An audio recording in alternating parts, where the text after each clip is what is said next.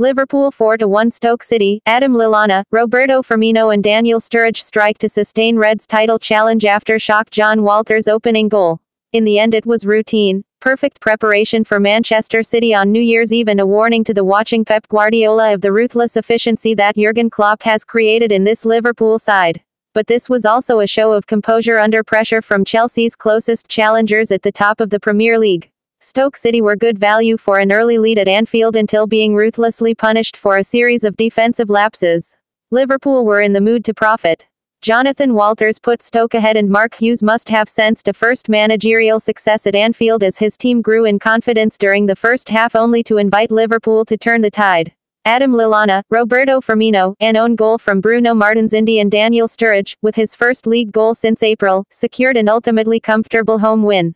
Jurgen Klopp says Liverpool have Borussia Dortmund's team spirit. Stoke's approach was clear from their manager's team selection, with Peter Crouch favoured to lead the line, Mame Diouf stationed on the right and the more intricate skills of Xherdan Shaqiri and Boyan on the substitutes bench. For the second game in succession Liverpool initially coped with their opponent's direct play but, unlike the potentially pivotal win at Everton on the 19th of December, their defence creaked before vulnerability spread into the Stoke ranks. The visitors had looked dangerous until their rearguard ruined any prospect of a first top-flight win at Anfield. With Joe Allen prospering on his return to Anfield and Janelli Imbula a powerful presence in central midfield, the visitors were compact and inventive, as well as quick to seek Crouch whenever the opportunity arose. Huff's team were on the back foot from the first whistle as Liverpool, unchanged for the third consecutive contest, looked to capitalize on the space in front of Stoke's full-backs.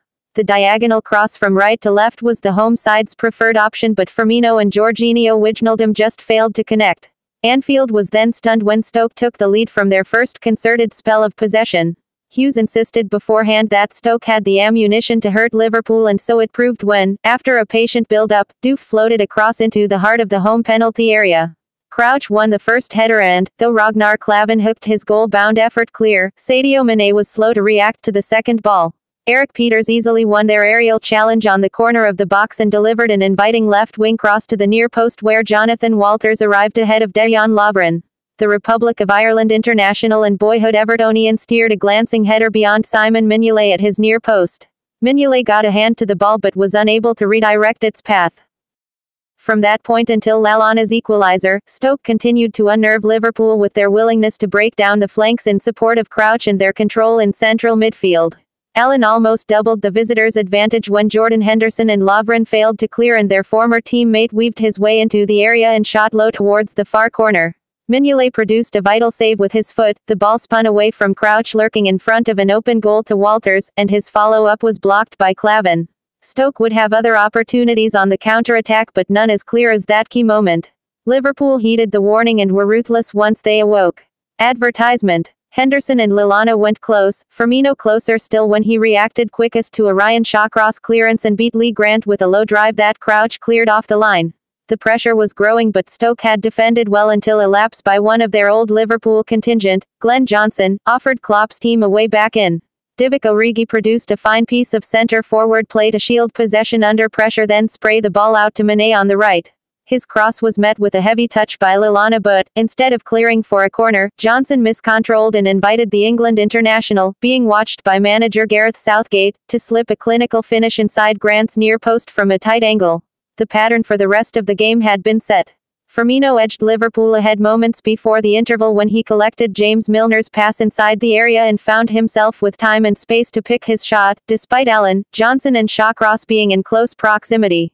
The Brazil international, arrested for drink driving on Christmas Eve, showed his focus had not been distracted with a fine finish that kissed the inside of both posts before crossing the goal line. Stoke complained to referee Michael Oliver that play should have been halted with Mané lying injured in an offside position. He was neither interfering with play nor responsible for the weak defending that continued unabated in the second half. Any hopes Stoke harbored of a point were destroyed when Imbula started and finished a flowing move. Unfortunately for the visiting central defender it came at the wrong end of the pitch.